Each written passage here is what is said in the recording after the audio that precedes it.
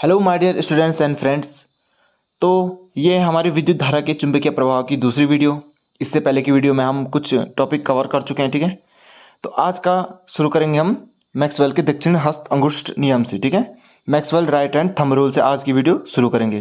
तो चलो शुरू करते हैं। पहले देखते हैं मैक्सवेल के दक्षिण हाथ का नियम, दक्षिण हाथ के अंगूठे का नियम क्या होता है, ठीक है। मैक्सवेल दक्षिण हस्त अंगुष्ठ नियम, बहुत कॉम्प्लिकेटेड नाम है, ठीक है। Maxwell right hand thumb rule, ठीक है। इंग्लिश में इसको इस प्रकार से बोलते हैं। तो देखते हैं क्या होता है। पहले डेफिनेशन देखते हैं इसकी। तो देखो, मैक्सवेल के दक्षिण हस्त अंगुष्ठ नियम के अनुसार यदि धारावाही तार को दाएं हाथ की मुट्ठी में इस प्रकार पकड़ा जाए कि अंगूठा धारा की दिशा की ओर संकेत करता हो, तो हाथ की अन्य उंगलियां चुंबकीय क्षेत्र की दिशा की ओर व्यक्त करेंगी, ठीक है।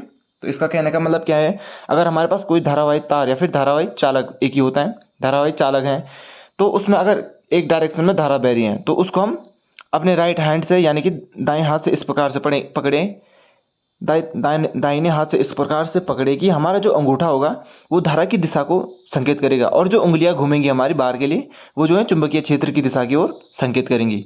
तो मैं इसको फिगर से बताता हूँ, ठीक है। बुक में फिगर बनाया हुआ है, उससे बताता हूँ मैं एक।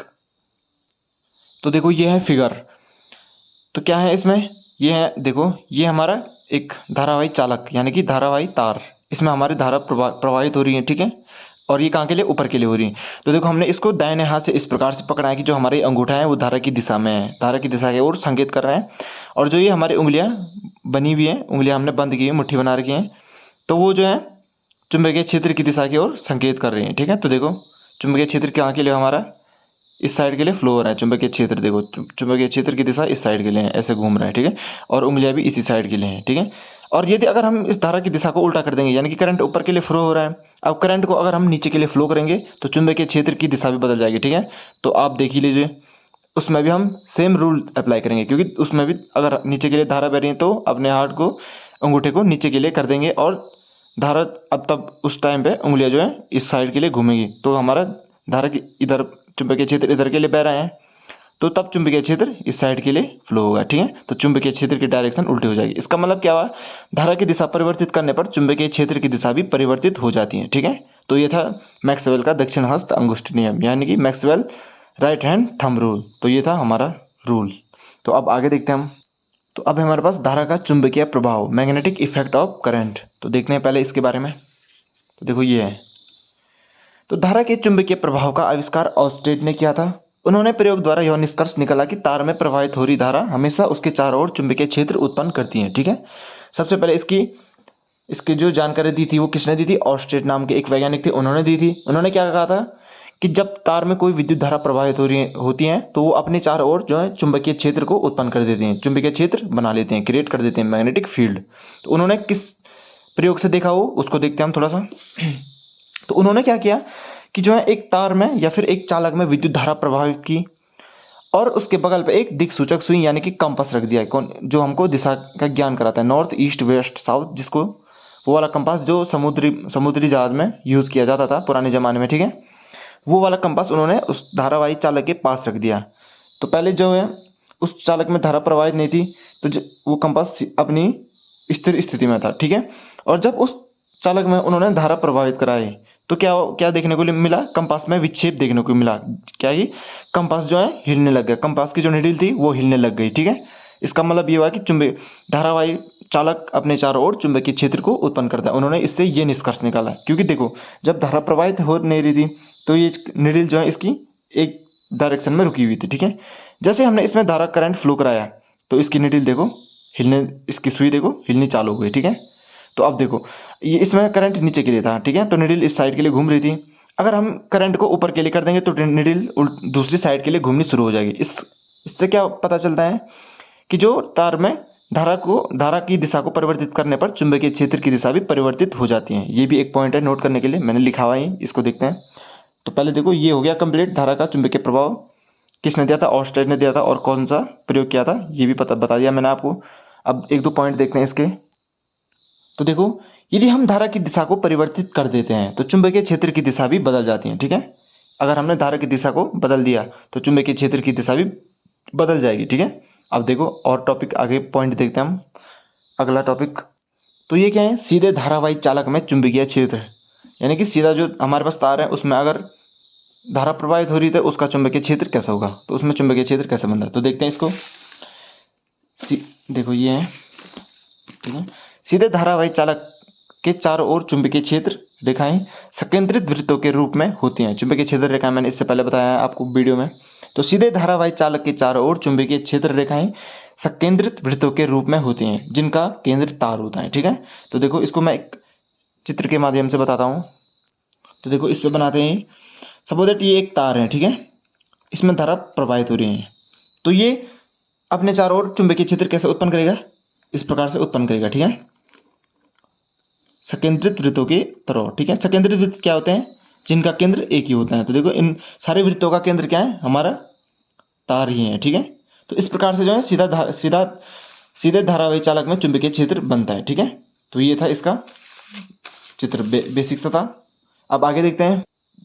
तो अब है हमारे पास वृत्ताकार लूप में चुंबकीय क्षेत्र, यानी कि magnetic field in circular loop, ठीक है, magnetic field in circular loop. तो ये क्या होती है देखते हैं। पहले इसका चित्र देखते हैं कैसे होता है ये। पहले मैं आपको बता लेता हूँ। देखो वृत्ताकार लूप यानी कि अगर कोई तार में उसमें विद्युत धारा प्रवाहित हो रही है तो हमको उसको वृत्ताकार कर देना है, यानी कि गोल कर देना है। तो इसी को कहते हैं वृत्ताकार लूप, ठीक है। उसमें चुंबकीय क्षेत्र कैसे होता है तो देखते हैं।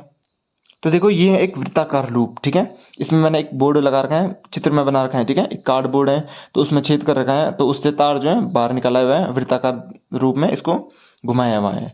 तो इसमें जैसे करंट फ्लो कराएंगे तो क्या होगा, जो तार है, जहाँ से तार है उसके नज़दीक तो चुंबकीय क्षेत्र रेखाएं नज़दीक नज़दीक हैं, बट जो है दूर दूर जाने पर इसकी चुंबकीय क्षेत्र रेखाएं दूर दूर हो रही हैं। इसका मतलब क्या हुआ, यानी कि देखो इसकी जो तार के नज़दीक जो चुंबकीय क्षेत्र रेखाएं इसकी वो जो है वृत्ताकार है, बट दूर दूर जाने पर ये सीधी होती जा रही है और बीच में जो है स्ट्रेट लाइन हो रही है इसकी। इसका मतलब क्या है, बीच में जो है चुंबकीय क्षेत्र एक समान होगा, ठीक है।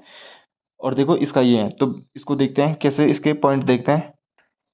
तो देखो वृत्ताकार लूप के नज़दीक चुंबकीय क्षेत्र रेखाएं वृत्ताकार होती हैं। जैसे जैसे हम लूप से दूर हटते जाते हैं तो चुंबकीय क्षेत्र रेखाएं सीधी होती जाती हैं। मैंने बताया अभी आपको चित्र में, ठीक है। वृत्ताकार लूप के केंद्र पर चुंबकीय क्षेत्र रेखाएं सीधी होती हैं, ठीक है। वृत्ताकार लूप का चुंबकीय क्षेत्र यानी कि वृत्ताकार लूप का चुंबकीय क्षेत्र, देखो ये वृत्ताकार लूप है तो इसका केंद्र ये होगा, ठीक है। तो इसके केंद्र में चुंबकीय क्षेत्र रेखाएं सीधी हैं और इसके तार के नज़दीक जो है, इसके लूप के नज़दीक क्या है, चुंबकीय क्षेत्र रेखाएं वृत्ताकार है, ठीक है। तो देखो इस प्रकार से है। तो ये था हमारा वृत्ताकार लूप में चुंबकीय क्षेत्र, ठीक है। अब आगे देखते हैं। तो अब है हमारे पास परिनालिका के कारण चुंबकीय क्षेत्र, यानी कि magnetic field due to a solenoid, ठीक है। तो पहले देखते हैं कि परिनालिका होती क्या है।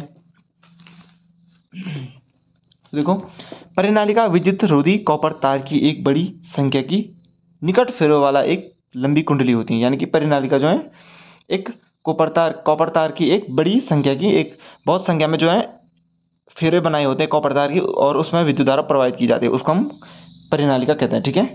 अब देखो धारावाही परिनालिका द्वारा उत्पन्न चुंबकीय क्षेत्र दंड चुंबक द्वारा उत्पन्न चुंबकीय क्षेत्र के समान होता है। यानी कि दंड चुंबक में हमने क्या पढ़ा था कि दो पोल होते हैं, साउथ पोल और नॉर्थ पोल। सेम परिनालिका में भी ऐसी होता है, नॉर्थ पोल और साउथ पोल, ठीक है।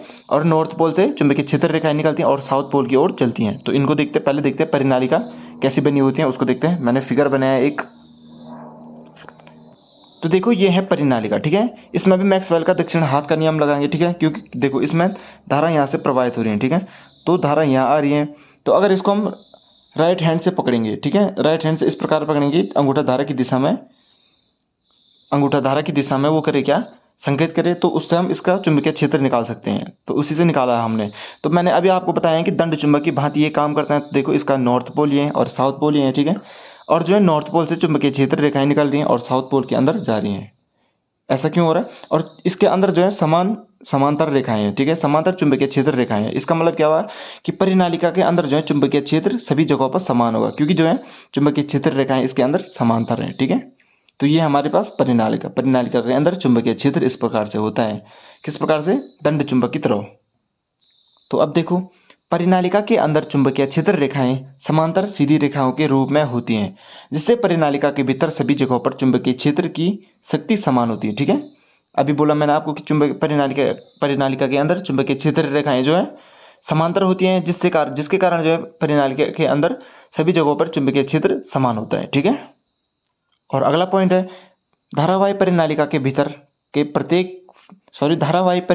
प्रत्येक फेरे में धारा एक ही दिशा में प्रवाहित होती हैं, जिससे परिनालिका के प्रत्येक फेरे द्वारा उत्पन्न चुंबकीय क्षेत्र जुड़ जाता है और परिनालिका के भीतर शक्तिशाली चुंबकीय क्षेत्र बनता है। ठीक है, तो देखो क्या बोलना चाह रहे हैं कि धारावाही परिनालिका के प्रत्येक फेरे में धारा एक ही दिशा में प्रवाहित होती है, यानी कि जितने भी कुंडली के फेरे होंगे, जितने भी उस तारे के गोले होंगे, फेरे होंगे, उनमें जो है सब में धारा जो है एक ही दिशा में प्रवाहित होगी। ठीक है, जिससे परिनालिका के प्रत्येक फेरे द्वारा उत्पन्न चुंबकीय क्षेत्र जुड़ जाता है। ठीक है, जितने भी परिनालिका के फेरे हैं उनसे उत्पन्न चुंबकीय क्षेत्र जुड़ जाएगा और एक बहुत ज़्यादा पावरफुल मैग्नेटिक फील्ड बन जाएगा। तो मैं अभी आपको दिखाता हूँ क्या बोलना चाह रहे हैं ये। तो देखो ये है परिनालिका के फेरे जो ये घूम रहे हैं, तो देखो ये है ना, अभी मैंने इसमें दिखाया भी है कि चुंबकीय क्षेत्र जो है एक ही डायरेक्शन में फ्लो हो रहा है, सारी जगह में, सब फेरों में एक ही जगह में हो रहा है। तो जितने भी फेरे हैं उनसे एक जगह में एक ही जगह पर चुंबकीय विद्युत धारा प्रवाहित हो रही है। ठीक है, एक ही डायरेक्शन में। तो जो है इनसे चुंबकीय क्षेत्र उत्पन्न हो रहा होगा वो सारा अंदर ही जुड़ जाएगा।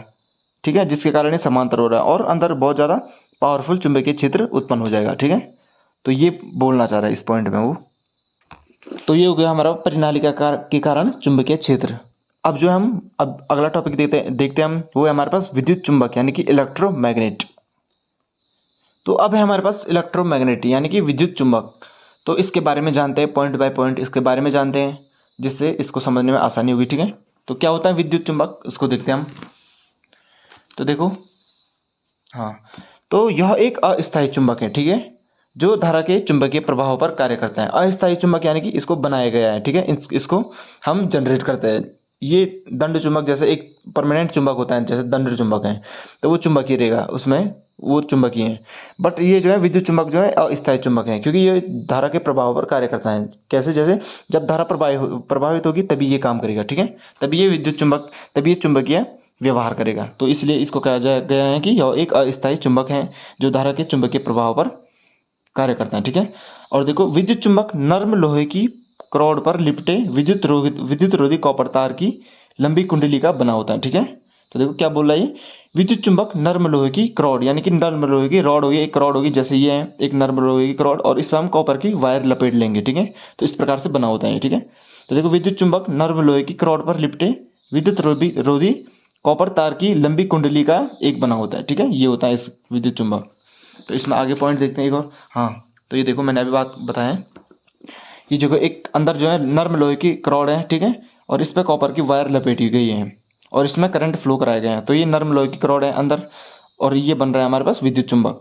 तो चुंबकीय देखो धारा इस टाइप से इसमें फ्लो हो रही है और चुंबकीय क्षेत्र बन रहा है। ठीक है, तो ये हमारे पास इलेक्ट्रोमैग्नेट, इस नर्म लोहे की रॉड द्वारा हम जो है विद्युत चुंबकीय क्षेत्र उत्पन्न कर रहे हैं। कैसे, इलेक्ट्रिसिटी से। ठीक है, इलेक्ट्रिसिटी की हेल्प से। तो इसको कहते हैं विद्युत चुंबक, इलेक्ट्रोमैग्नेट यानी कि इलेक्ट्रिसिटी के द्वारा चुंबकीय क्षेत्र। ठीक है, तो अब देखो विद्युत चुंबक का क्रोड जो है नर्म लोहे का ही होना चाहिए, क्योंकि कुंडली में जब धारा को बंद किया जाए तो नर्म लोहा अपना संपूर्ण चुंबकत्व खो देता है। ठीक है, तो देखो कुछ चुंबक ऐसे होते हैं, कुछ स्टील जैसे ऐसा होता है कि हम जो अगर उसमें जो है स्टील में तांबे का तार लपेट लेंगे। ठीक है, और उसमें धारा प्रवाहित करेंगे, तो अगर हम स्टील से विद्युत चुंबक बनाते हैं तो अगर हमने उसमें धारा बंद कर दी तो स्टील फिर भी चुंबकीय क्षेत्र उत्पन्न करेगा। तो यानी वो स्थायी वो जो है स्थायी चुंबक बन जाएगा। ठीक है, बट जो हम इसमें नर्म लोहे की रॉड का इसलिए यूज़ करते हैं कि जब हमने धारा बंद कर दी तो ये अपना चुंबकत्व खो देता है। ठीक है, यानी कि तब वो चुंबकीय प्रभाव उत्पन्न नहीं करता है। तो इसीलिए इसमें जो है नर्म लोहे की रॉड द्वारा